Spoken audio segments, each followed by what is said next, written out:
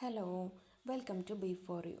അപ്പോൾ നിങ്ങളെല്ലാവരും തമ്പനയിൽ കണ്ടിട്ടുണ്ടായിരിക്കും അല്ലേ? അപ്പോൾ തമ്പനയിൽ പറഞ്ഞ പോലെ തന്നെയാണ് നമ്മൾ സിലബസ് എങ്ങനെയാണ് PSCയുടെ സിലബസ് എങ്ങനെയാണ് കംപ്ലീറ്റ് ചെയ്യുന്നത് എന്നാണ് ഈ ഒരു വീഡിയോയിലൂടെ നമ്മൾ പറയുന്നത്. അപ്പോൾ ഇതിന് മുന്നേ ഞാനൊരു വീഡിയോ ചെയ്തിട്ടുണ്ടായിരുന്നു.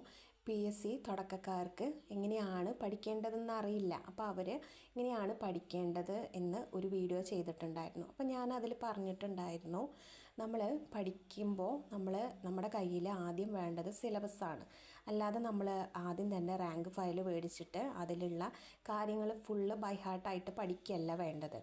കറക്റ്റായിട്ടുള്ളൊരു സിലബസ് ഉണ്ട് PSCക്ക്. അപ്പോൾ അത് നമ്മൾ ഫോക്കസ് ചെയ്തിട്ട് അതിൽ വരുന്ന ഏരിയാസ്, PSC ആവർത്തിച്ച് ചോദിക്കുന്ന ആ ഏരിയാസ് നമ്മൾ കണ്ടെത്തണം.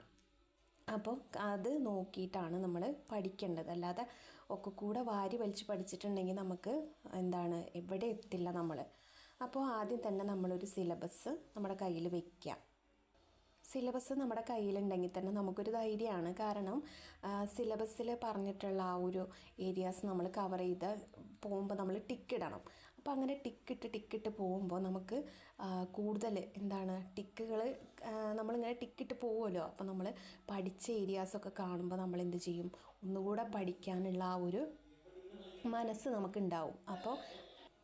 അപ്പോൾ അതാണ് പറഞ്ഞത്, നമ്മുടെ കയ്യിൽ ഒരു സിലബസ് വേണം.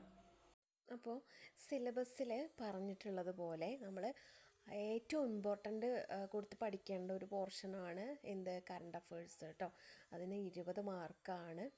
അത് നിങ്ങൾ ഡെയിലി കറണ്ട് അഫേഴ്സ് എഴുതിയിട്ട് പഠിക്കുക. പിന്നെ നമ്മൾ PSC ബുള്ളറ്റിനിൽ വരുന്ന കറണ്ട് അഫേഴ്സ് അതും പഠിക്കുക. അതിനാണ് ഇമ്പോർട്ടൻ്റ് കൊടുത്ത് പഠിക്കേണ്ടത്. കാരണം അതാണ് PSC ചോദിക്കുന്ന ഒട്ടുമിക്ക കറണ്ട് അഫേഴ്സും PSC ബുള്ളറ്റിനിൽ വരുന്ന കറണ്ട് അഫേഴ്സാണ് കേട്ടോ. അപ്പോൾ അത് നിങ്ങൾ പഠിക്കുക. പിന്നെ നമ്മൾ ഇമ്പോർട്ടൻ്റ് കൊടുത്ത് പഠിക്കേണ്ട ഒരു ഏരിയ ഇപ്പോൾ ധനതത്വശാസ്ത്രം 5 മാർക്ക്. പിന്നെ അതുപോലെ ഇന്ത്യൻ ഭരണഘടന, അതിനും 5 മാർക്കാണ്. കേരളം, ഭരണവും ഭരണ സംവിധാനങ്ങളും, അതിനും 5 മാർക്ക് തന്നെയാണ്. പിന്നെ സുപ്രധാന നിയമങ്ങൾ, അതിനും 5 മാർക്കാണ്. അപ്പോൾ ഇതൊക്കെ ഒരുപാട് വാരി വലിച്ച് പഠിക്കേണ്ട ആവശ്യമില്ല. ഇത് നമ്മൾ കറക്റ്റായിട്ടുള്ള ടോപ്പിക് വൈസിൽ നമ്മൾ പഠിച്ചു പോയാൽ നമുക്ക് 5 മാർക്കും കിട്ടും. പിന്നുള്ളത് ചരിത്രത്തിൽ ഇന്ത്യ ചരിത്രം, ലോക ചരിത്രം, പിന്നെ കേരള ചരിത്രം ഉണ്ട് അല്ലേ. ഇത് 3ഉം പഠിച്ചെങ്കിൽ മാത്രമാണ് നമുക്ക് 5 മാർക്ക് കിട്ടുക. അപ്പം നമ്മൾ ഇതിനു വേണ്ടി സമയം കളയാതെ, അതായത് പഠിക്കണം, പക്ഷേ നമ്മൾ ആദ്യം കവർ ചെയ്യേണ്ട ഏരിയാസാണ് ധനതത്വശാസ്ത്രം, പിന്നെ അതുപോലെ ഇന്ത്യൻ ഭരണഘടന, പിന്നെ കേരളം, ഭരണവും ഭരണ സംവിധാനങ്ങളും, പിന്നെ സുപ്രധാന നിയമങ്ങൾ കേട്ടോ. അപ്പോൾ നമ്മൾ ഇത് ഈ ചരിത്രം എന്ന് പറയുമ്പോൾ PSC ചോദിക്കുന്ന ചോദ്യങ്ങൾ, ഒട്ടുമിക്ക ചോദ്യങ്ങളും SCERT ബേസ്ഡ് ആയിട്ടുള്ള ചോദ്യങ്ങളാണ് ചോദിക്കുന്നത്. അപ്പോൾ ഈ ഒരു ചരിത്രത്തിനും അതുപോലെ ഭൂമിശാസ്ത്രം, ഇതിലുണ്ട് ഇന്ത്യൻ ഭൂമിശാസ്ത്രവും അതുപോലെ തന്നെ കേരള ഭൂമിശാസ്ത്രവും ഉണ്ട്. അപ്പോൾ നമ്മൾ ചരിത്രത്തിനും ഭൂമിശാസ്ത്രത്തിനും മാർക്ക് ലഭിക്കണമെങ്കിൽ എന്ത് ചെയ്യണം, നമ്മൾ SCERT ഈ ഒരു ടോപ്പിക്കുമായിട്ട് റിലേറ്റഡ് ആയിട്ടുള്ള SCERT ചാപ്റ്റേഴ്സ് നമ്മൾ കവർ ചെയ്യണം. പിന്നുള്ളത് ജീവശാസ്ത്രവും പൊതുജനാരോഗ്യവും, പിന്നെ അതുപോലെ ഭൗതികശാസ്ത്രം, രസതന്ത്രം, ഇതൊക്കെ SCERT എന്നാണ് PSC ക്വസ്റ്റ്യൻസ് ചോദിക്കുന്നത്. അപ്പോൾ നമുക്ക് ഏതൊക്കെ ടോപ്പിക്കുകളാണ് അറിയാൻ വേണ്ടിയിട്ടാണ് ഞാൻ ആദ്യമേ പറഞ്ഞത് സിലബസ് നമ്മുടെ കയ്യിൽ വേണം കേട്ടോ. പിന്നെ ഉള്ളത് കല, കായികം, സാഹിത്യം, സംസ്കാരം കേട്ടോ. ഈ ഒരു ടോപ്പിക്കിൽ ഒരുപാട് പഠിക്കാനുണ്ട് നമുക്ക്. അപ്പോൾ അത് നമ്മൾ സിലബസ് നോക്കിയിട്ട് ഏതൊക്കെയാണെന്ന് നമുക്ക് അറിയാൻ പറ്റും. പിന്നെ കമ്പ്യൂട്ടർ, IT, അത് സ്കൂൾ ടെക്സ്റ്റിൽ നിന്നാണ് ചോദിക്കുന്നത്. അതായത് SCERT ആ ഒരു ചാപ്റ്ററിൽ നിന്നാണ് IT കൂടുതലായിട്ടും ചോദിക്കുന്നത്. അപ്പോൾ നമ്മൾ SCERT കംപ്ലീറ്റ് ചെയ്താൽ മതി കേട്ടോ. ആ ടോപ്പിക്കുമായിട്ട് റിലേറ്റഡ് ആയിട്ടുള്ള SCERT ചാപ്റ്റേഴ്സ് നമ്മൾ നോക്കുക.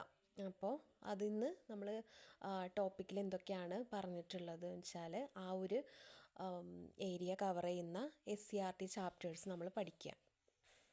പിന്നെ ഉള്ളത് ഞാൻ പറയാതെ തന്നെ നിങ്ങൾക്ക് അറിയാമല്ലോ അല്ലേ, എന്താണ് ഇംഗ്ലീഷും മലയാളം മാത്സും നമ്മൾ ഡെയിലി പഠിക്കണം. ഇത് മാത്സൊന്നും നമ്മൾ ബൈ ഹാർട്ട് ചെയ്തിട്ട് പോകേണ്ട ഒരു കാര്യമല്ല. നമ്മൾ ഡെയിലി പഠിച്ചെങ്കിൽ മാത്രമേ ഉള്ളൂ നമുക്ക് ക്വസ്റ്റ്യൻസ് ഒക്കെ വരുമ്പോൾ ആൻസർ ചെയ്യാൻ പറ്റുള്ളൂ അല്ലേ. അതുപോലെ തന്നെയാണ് ഇംഗ്ലീഷും എന്താണ് ഒരു ദിവസത്തിൽ 2 മണിക്കൂറെങ്കിലും ഇംഗ്ലീഷിന് വേണ്ടിയിട്ട് മാറ്റി വയ്ക്കണം. ഒരുപാട് ടോപ്പിക്കുകളുണ്ട്. ആ ടോപ്പിക്കുകൾ മാത്രമല്ല, ഒരുപാട് ലെങ്തി ആയിട്ടുള്ള ടോപ്പിക്കുകളാണ് ഇംഗ്ലീഷിലുള്ളത്. മലയാളം നമുക്ക് കുറച്ചും കൂടെ ക്യാച്ച് ചെയ്യാൻ പറ്റുന്ന ടോപ്പിക്കുകളാണ് ഉള്ളത്. അപ്പോൾ നമ്മൾ സിലബസ് നോക്കിയിട്ട് നമ്മൾ ഏതൊക്കെയാണ് നമുക്ക് ആവശ്യം ഉള്ളത് എന്ന് നോക്കി പഠിക്കുക. അല്ലാണ്ട് നമ്മൾ വാരി വലിച്ച് പഠിച്ചിട്ടൊന്നും നമുക്ക് കാര്യമല്ല അല്ലേ. നമുക്ക് ഏത് ഏരിയാസിൽ നിന്നാണ് PSC കൂടുതലായിട്ട് ചോദിക്കുന്നത് എന്ന് നമുക്ക് മനസ്സിലാക്കണ്ടേ. അപ്പോൾ അതിന് വേണ്ടിയിട്ട് നമ്മൾ എന്ത് ചെയ്യണം, ഡെയിലി ഒരു ക്വസ്റ്റ്യൻ പേപ്പറെങ്കിലും വർക്കൗട്ട് ചെയ്യണം. ഞാൻ മുമ്പത്തെ വീഡിയോയിൽ പറഞ്ഞിട്ടുണ്ടായിരുന്നു അല്ലേ. അപ്പോൾ ഡെയിലി ഒരു ക്വസ്റ്റ്യൻ പേപ്പർ വെച്ച് വർക്കൗട്ട് ചെയ്താലേ ഉള്ളൂ നമുക്ക് എന്താണ് കൂടുതൽ, അതായത് PSC റിപ്പീറ്റ് ചെയ്ത് ചോദിക്കുന്ന ഏരിയാസ് നമുക്ക് മനസ്സിലാക്കാൻ പറ്റുള്ളൂ.